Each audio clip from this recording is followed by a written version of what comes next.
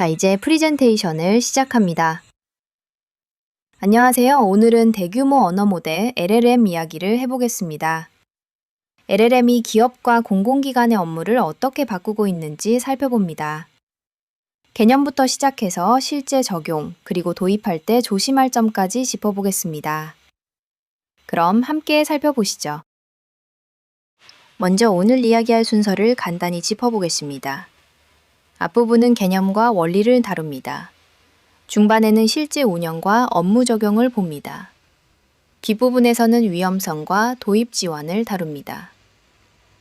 여행 일정표를 먼저 펼쳐보는 것과 같습니다.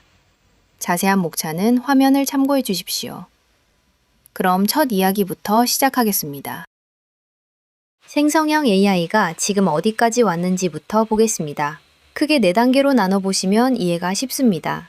처음에는 배운 지식만으로 문장을 만드는 수준이었습니다.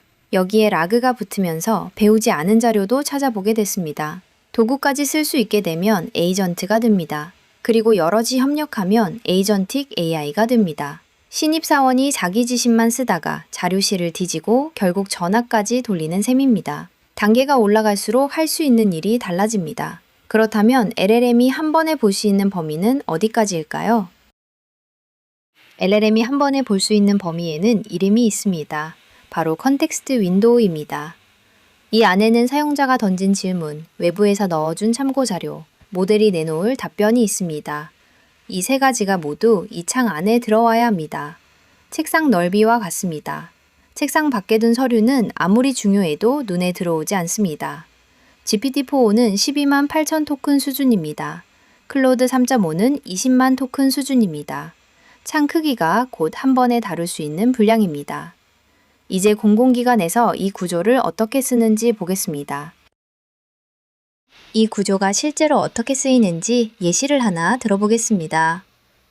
지방자치단체의 민원 안내 챗봇을 가정해 보겠습니다.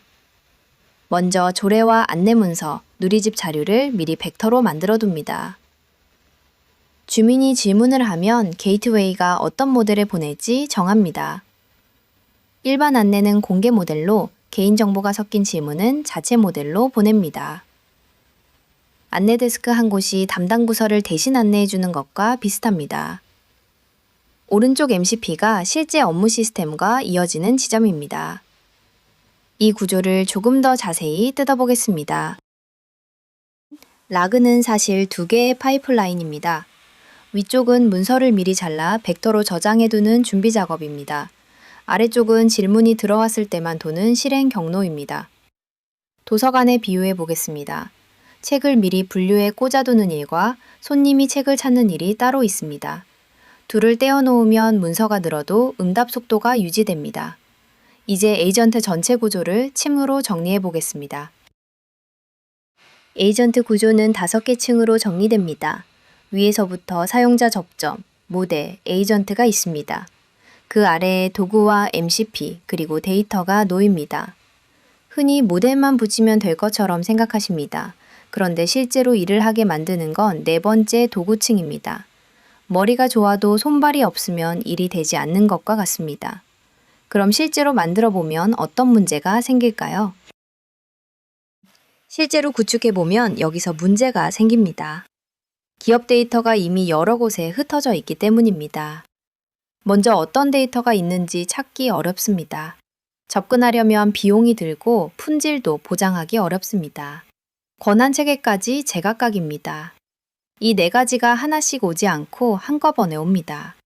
이사를 갔는데 짐이 창고 4곳에 나뉘어 있는 셈입니다. 게다가 열쇠는 저마다 다릅니다.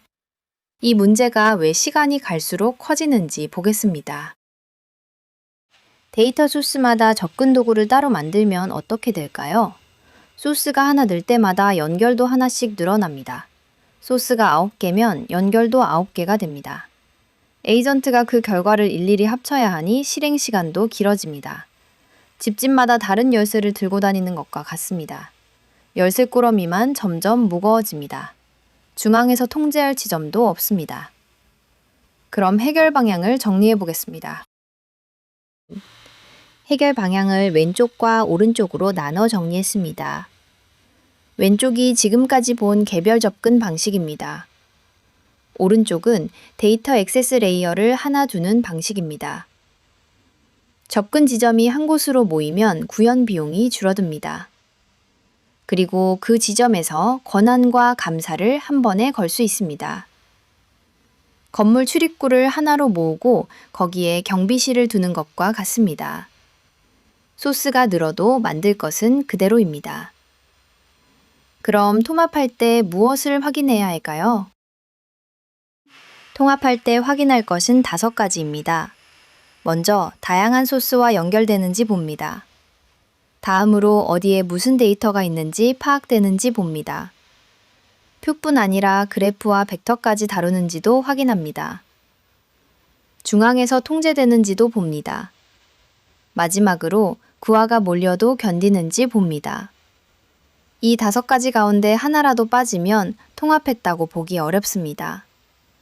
다리를 놓을 때 기둥 하나만 빠져도 건너지 못하는 것과 같습니다. 이번에는 인프라 쪽도 짚어보겠습니다. 인프라 관점에서도 짚고 넘어가겠습니다. AI 작업은 학습과 추론으로 나뉩니다. 둘은 필요한 자원이 완전히 다릅니다. 학습은 GPU를 오래 붙잡는 묶음 작업입니다. 추론은 짧은 응답을 늘 처리해야 합니다. 이사와 출퇴근의 차이라고 보시면 됩니다. 준비하는 것도 다르고 쓰는 수단도 다릅니다. 그래서 배포 구조도 나눠서 설계합니다. 이런 구조를 받쳐주는 것이 클라우드 네이티브입니다. 클라우드 네이티브는 4개의 기둥으로 정리됩니다. 데브옵스와 지속적 배포가 속도를 담당합니다. 마이크로 서비스와 컨테이너가 확장성과 예관성을 맡습니다. 공장으로 치면 생산 라인을 빠르게 바꾸는 힘과 같습니다. AI 작업이 클라우드 네이티브 위에 올라가는 이유가 여기 있습니다. 마지막으로 지금까지 이야기를 정리해 보겠습니다. 도입 이야기를 정리해 보겠습니다. 예전에는 업무 규칙이 코드 안에 들어 있었습니다. 그래서 규칙이 바뀔 때마다 코드를 고쳐야 했습니다. 이제는 에이전트가 그 자리를 대신합니다. 표로 된 데이터부터 문서 벡터, 지식 그래프까지 함께 다룹니다. 설계도를 통째로 다시 그리는 대신 담당자를 새로 부르는 셈입니다. 이것을 가능하게 하는 것이 AI 레디 데이터 플랫폼입니다. 여기까지 들어주셔서 감사합니다. 궁금한 점은 편하게 질문해 주십시오. 이번 영상이 도움되셨다면 구독하고 알림 받아보세요. 감사합니다.